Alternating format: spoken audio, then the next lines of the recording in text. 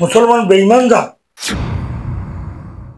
জীৱনত যিমান ভুল কৰিছো মোক ক্ষমা কৰি দিয়ক ৰাইজ বিজ্ঞজন আল্লাহ তুমি মোক ক্ষমা কৰি দিবা তৰুণ গগৈ আমাৰ এনআৰসি ক্লিয়াৰ কৰিব বিচাৰিছিল বি ভোটাৰ ক্লিয়াৰ কৰিব বিচাৰিছিলে মাতৃ বৰ্তা দিব খুজিছিলে ডিটেনশন কেম্প বন্ধ কৰিব খুজিছিলে এই চোৱাৰ এই বদমাছ মিয়ান সাহেব এতিয়া আহিছো আন এটা প্ৰসংগলৈ এমপি ইলেকশ্যনত ৰকিবুলক জিকাবৰ বাবে আপুনি বহুত আগভাগ লৈছিল আৰু আপুনি বহুত পৰিশ্ৰম কৰিছিল সেই কথা বহুতেই জানে তাৰ পাছতো বৰ্তমান অৱস্থাত আপুনি ৰকিবুলক বহুত বেয়াকৈ সমালোচনা কৰে ইয়াৰ কাৰণটো কি চাওক মই এই কথাবিলাক ক'বলৈ লাজ পাওঁ ইতিমধ্যে দুই এটা মিডিয়াত মই কৈছো লোকেল মিডিয়াত আপোনালোকৰ গুৱাহাটীৰ মিডিয়াত দুই চাৰিটা চেনেলত মই কৈছো ৰকিবুল মোৰ শত্ৰু নহয় ভাতৃত্ব মানে ভাতৃ নিজৰ ভাতৃ বুলি এটা সম্পৰ্ক আছিলে গৰুৰ এটা সম্পৰ্ক আছিলে আৰু এইটো কথা চবেই জানে চবে কয় মই নিজে নকওঁ লাজ পাওঁ তাৰ এমপি ইলেকশ্যনত লয়াৰ আছামৰ ভিতৰত মই চবতকৈ বেছি পৰিশ্ৰম কৰিছিলোঁ শাৰীৰিক টকা দি পইচা দি দৈহিক পৰিশ্ৰম চাৰিওফালেদি কৰিছিলোঁ যেতিয়া ৰকিবুল হুছেইনৰ প্ৰথম বহিবলৈ জাগা নাছিলে যেতিয়া প্ৰথম গৈছিলে আৰু ফিল্ডৰ কোনো অৱস্থা নাই কংগ্ৰেছৰ কোনো মানে নাম নাই সেই অৱস্থাত হেৰি ভৰিত দিলে ধুবুৰী জিলাত মই বেছি দায়িত্ব লৈ টকা পইচা খৰচ কৰি জিকোৱাত মোৰ ভূমিকাটো বেছি বুলি বহুতেই কয় মই নিজে নকওঁ যিয়ে নহওক জিকিলে 11 লাখ ভোট বেছিকে দি জিকালো এইটো এবজাৰ্ড মানে অসম্ভৱ এটা কথা বদৰুদ্দিন আজমলৰ নিচিনা মানুহক হৰুৱাটো আচলতে ইমান ইজি কথা নাছিলে বদৰুদ্দিন আজমলক আপোনালোকে জানে বদৰুদ্দিন আজমলৰ মুখ্যমন্ত্ৰীক অসমৰ ভিতৰত সমালোচনা কৰোঁতে মই বেছি বেয়াকে সমালোচনা কৰোঁ এইটো বহুত ক্ৰিয়াকাণ্ড হৈছিলে বদৰুদ্দিন আজমলক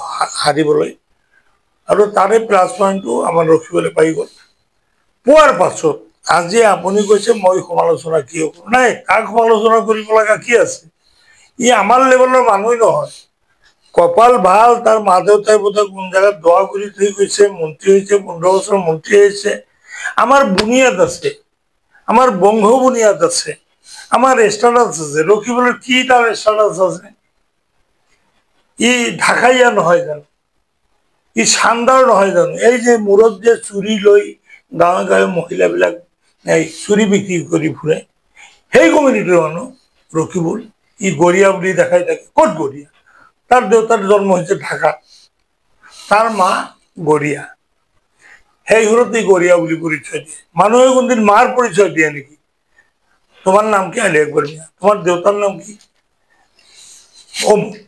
মানুহে পৰিচয় তোমাৰ মান নাম কি সুধে নেকি ই তাৰ নিজৰ মান নামত পৰিচিত কৰি তাৰ দেউতাৰ নামত নহয় তাৰ দেউতা থাকে নামত গতিকে মই কৈছো কি আচলতে আমাৰ লেভেলৰ মানুহ নহয় এই কাৰণেই ৰকিবুলক মই বেছিকে সমালোচনা কৰোঁ আজিকালি যে মোৰ জীৱনত মানুহ মাত্ৰেই ভুল মানুহৰ বহুত ভুল হয় মোৰ জীৱনত যিমান ভুল কৰিছো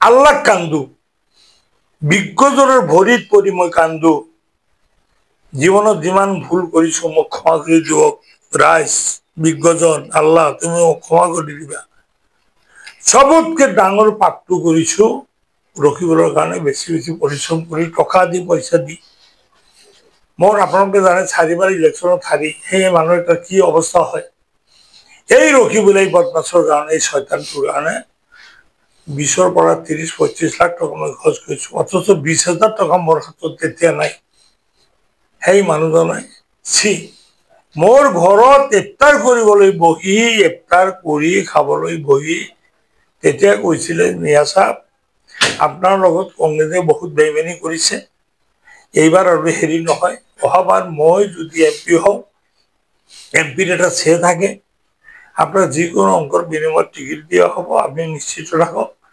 আল্লাহর তলর কোনোবাই আহি আপনার টিকিট কাটিব নোৱাৰে আল্লাহৰ তলত কোনোবাই আহি আপনাৰ টিকিট কাটিব নোৱাৰে টিকিট দিব ছি এতিয়া মই আপোনালোকক মুখ এই আপোনালোকৰ চেনেলত বহিছো মুখ দেখাবলৈ লাজ পাওঁ মোক টিকিট দিয়াটো দূৰস্থ ৰমজান মাদেই পবিত্ৰ ৰমজান ইফতাৰ কৰি মোৰ ঘৰত বহি এই কথাটো কৈছিল কি বেইমান মানুহ মোক টিকিট দিবে মানে টিকিট সৰু এটা জিলা পৰিষদৰ টিকেট মোৰ বৌ, মোৰ মিছেছ, মোৰ ঘৈণী মহিলাৰ সিটতো জিকিছে, পুৰুষৰ সিটতো জিকিছে 3 বাৰ আৰু সবতকে বেছি বেছি ভোট পাই। এইবাৰ তো অসমৰ ভিতৰত ক্যাটাগৰি গিলি ভোট বেছি পাইছে, ভাৰতবৰ্ষৰ ভিতৰত ক্যাটাগৰি গিলি ভোট বেছি পাইছে।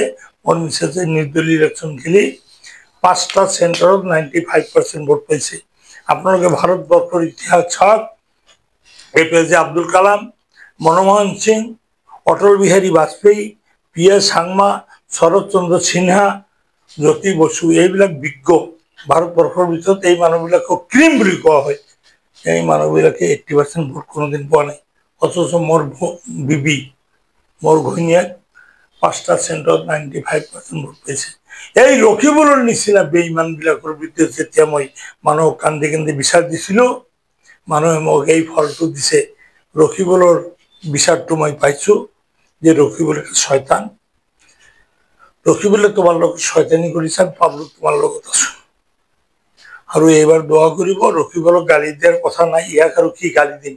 এজন মানুহে কৈছে তোমাক মই বেইজ্জতি কৰিম, ই কয় কি আপুনি মোক বেইজ্জতি কৰিব নোৱাৰে। মোৰ জন্মৰ পাছত মোৰ মায়ে মোক ইজ্জতেৰ বান্ধে ধোৱাই নাই। ৰকিবুল হল সেই ক্যাটাগরি।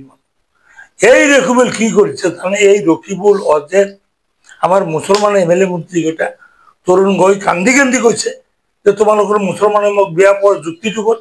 তোমালোকৰ মুছলমানে কিয় মোক বেয়া পায়? তোমালোকে ৰাইজক বুজাব নোৱাৰো। মই NRC ক্লিয়াৰ কৰিব খুজিছিলো, ডিভোটাৰ ক্লিয়াৰ কৰিব খুজিছিলো, মই তোমাৰ ডিটেনশন ক্যাম্প বন্ধ কৰিব খুজিছিলো, মাটিৰ পট্টা দিবলৈ মই বিচাৰিছিলো। এই ৰকিবুল অজেদ এই মুছলমান কেইটা আহি মোক বুজাইছে স্যাৰ এইটো নকৰিব, মুছলমানসকল বেঈমান। এই বদমাছ কেইটা তৰুণক বুজাইছিলে।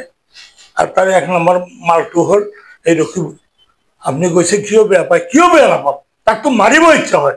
আৰু সঁচাই কৈছো, তাক ৰাস্তাত অকলে পালে মই মাৰিয়ে দিম। মুছলমান জাতিৰ শত্ৰু, 1 নম্বৰ শত্ৰু এই ৰকিবুল। তৰুণ গগৈক কৈছে স্যাৰ মুছলমানৰ এইবিলাক আপনি ক্লিয়াৰ নকৰিব, মুছলমান বেঈমান জাত, বেঈমান বুলি কৈছে। এইবিলাক যদি ক্লিয়ার করে দিয়ে মুসলমানের কংগ্রেসক ভোট দিব, তো সেই বেঈমানক গাড়ি নিতে ভাই কম নাকি? তাক মিঠাই খোয়াম নাকি? তাক তো রাস্তাত পালে তার পেটত মানে খুঁজ মারি তার ভুড়ি চুরি উলিয়াই দিম। ওর ইমান খং উঠি আছে। মুসলমান জাতির শত্রু, জাতীয়তাবাদী যুৱ ছাত্ৰী পৰিষদে যে বিশৃংখল চলিকা অমুক তমুক এইবিলাক নহয়, আসল শত্ৰু হল এইকেইটা। তৰুণ গগৈ আমাৰ NRC ক্লিয়াৰ কৰিব বিচাৰিছিল, ডিভোটাৰ ক্লিয়াৰ কৰিব বিচাৰিছিলে, মাটিৰ পট্টা দিব খুজিছিলে, ডিটেনশন ক্যাম্প বন্ধ কৰিব খুজিছিলে। এই চোৱাৰ এই বদমাছ ই 1 নম্বৰত বাকী কেইটাক লৈ বুজাইছে। তো কিয় তাক বেয়া নাপাম? মই MP ইলেকশ্যনত হাৰিছো, মোৰ লগত বেইমানি কৰিছে, মোৰ মিছেছৰ টিকেটটো দিয়া নাই, এইটো খং আছে। তাতকে বেছি খং হল তৰুণ গগৈ ছাৰে 4-5 দিন আক্ষেপ কৰি কৰি কৈছে। ই আচলতে মানুহৰ হেৰি নহয়, সেইকাৰণে মই এইদিন বেয়াকে কৈছো। ওৰ সন্দেহ হয়, আল্লাহ জানে ই মানুহৰ জন্ম না কুকুৰৰ জন্ম। মানুহৰ জন্ম হলে নিজৰ জাতিটোৰ বিৰুদ্ধে নিজৰ জাতিৰ বিৰুদ্ধে কোনোবাই কথা ক'ব পাৰেন? এই চোৱাৰ জাতিৰ বিৰুদ্ধে কথা কৈছে।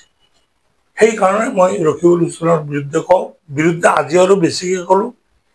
মই অকলে তাক যদি ৰাস্তাত কোনোদিন পাই যাওঁ, তোমাৰ কি কয় হেৰিত যে মাৰ খালে, এইটো কি কয় যে চামগুৰি, এইটো মাৰ কমকে খাইছে। মই পালেতো তাক লাত মাৰি পেলাই একদম পেটত খুচ মাৰি তাক গুৰি চুৰি উলিয়াই দিম। সেইদিনা মই আত্মাত শান্তি পাম, মুছলমান জাতিৰ হকে মই এটা ভাল কাম কৰিলো। সেইকাৰণে ৰকিবুলক বেয়া পাওঁ। আজি চাওক ৰকিবুলক কিয় বেয়া নাপাওঁ? এই যে উচ্ছেদ লৈ মোৰ কোনো ষ্টেটাছ নাই। আজি 4 বাৰ ইলেকশ্যনত হাৰিছো। মই আমচুত নাই, সংখ্যালঘু সংগ্ৰাম পৰিষদত নাই, জমিয়তত নাই, কোনো পলিটিক্যাল পাৰ্টিত মই নাই। তথাপিও উচ্ছেদ লৈ আপোনালোকে চাওক, ধুবুৰী জিলাৰ যিখিনি উচ্ছেদিত এলেকা, এনেকুৱা এটা গাঁও নাই যিখন গাঁৱত মই 5 দিন 7 দিনকে মই যোৱা নাই। গৈছো, মানুহক বুজাইছো, আপোনালোকে হাইকোৰ্টত যাওক, সুপ্ৰিম কোৰ্টত যাওক, মানুহখিনি মোৰ কথা শুনা নাই। এইকেইটা 15 বছৰ তোমালোকে কংগ্ৰেছ পাৱাৰত থাকিলা, তোমালোকে মাটিৰ পট্টা নিদিলা, উচ্ছেদৰ এইবিলাক সমস্যা তোমালোকে সমাধান নকৰিলা। এই উচ্ছেদিত এলেকাবিলাকত এটা দিন এই অজেদ ৰকিবুল কোনদিন যাই পোৱা নাই। কিমান বেইমান বেদিন মানুহ আপোনালোকে চাওক। নেলি, গহপুৰ, চাউল খোৱা চাপৰি, BTAD 2002, 2004, 2012 এই জাগাবিলাকত যেতিয়া গণ্ডগোল হৈছে, মুছলমান যেতিয়া কাটি কাটি মাৰিছে, ঘৰ বাৰী যেতিয়া জ্বলাইছে এই জাগাবিলাকত, কংগ্ৰেছৰ এই লিডাৰবিলাক, কংগ্ৰেছক মই বেয়া বুলি নকওঁ, কংগ্ৰেছে ভাৰতৰ স্বাধীনতা আনিছে, কংগ্ৰেছক মই বেয়া বুলি নকওঁ, ডাঙৰ দল। তো কংগ্ৰেছৰ এই নেতাসকলে, এই ৰকিবুলৰ নিচিনা, অজিত চৌধুৰীৰ নিচিনা নেতাসকলে কি কৰে, ইহঁতে বোধহয় নকল নামাজ পঢ়ি আল্লাহক বোধহয় কান্দে, আল্লাহ দুনিয়াত ইমান শান্তি নিদিবা, দুনিয়াত অলপ অশান্তি সৃষ্টি কৰি দিয়া, মানুহ কিছু মৰক, অহাকালি যাই তাতে আমি কাপন দাপন কৰিব পাৰোঁ। তাৰ উদাহৰণ মই দিছোঁ। আমাৰ চৰুৱা বাখৰা এইবিলাক জাগাত যেতিয়া মানুহ মৰিছে, সন্তোষপুৰ, এই মানুহবিলাক মৰাৰ আগত তোমালোকে যাই অলপ হয়বাৰ দিব লাগিছিল, নমস্কাৰ দিব লাগিছিল, বুজাব লাগিছিল, শান্তি দিব লাগিছিল। মই অকলে গৈছোঁ, এই অজেত এই ৰকিবুল কোনোদিন যোৱা নাই।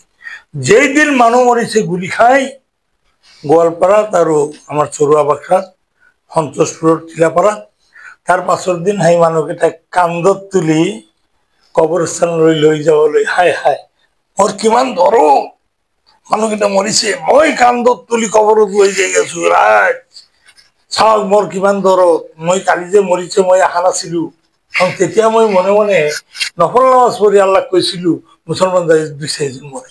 তাৰমানে এই সংখ্যালঘু লিডাৰকেইটাই যে অজিত আৰু এই কি কয় ৰকিবুলৰ নিচিনা মানুহবিলাকে, ইহঁত আচলতে বিচাৰে সংখ্যালঘু মানুহ কিছু মৰক, মৰাৰ পাছত আমি যাতে যাই কাফন তাপন কৰিব পাৰোঁ, তেওঁলোকক যাতে শান্তি দিব পাৰোঁ। এইবিলাক বেইমানি কথা নহয় নেকি? আপুনি কওক, আপুনি সাংবাদিক, আপুনি কওক, এইটো বেইমানি কথা নহয়? জাতৰ বিপদৰ সময়ত এই বদমাছকেইটা কোনোদিন নাপায়, বিপদ হৈ গ'লে তাৰ পাছত চোৰক কয় চুৰি কৰ, পুলিচক কয় ধৰ, আল্লাহক কয় এইবিলাক মাৰক, পাছৰ দিন যাই কান্দত, এইবিলাক বেয়া নাপাওঁ, এইকাৰণে বেয়া পাওঁ।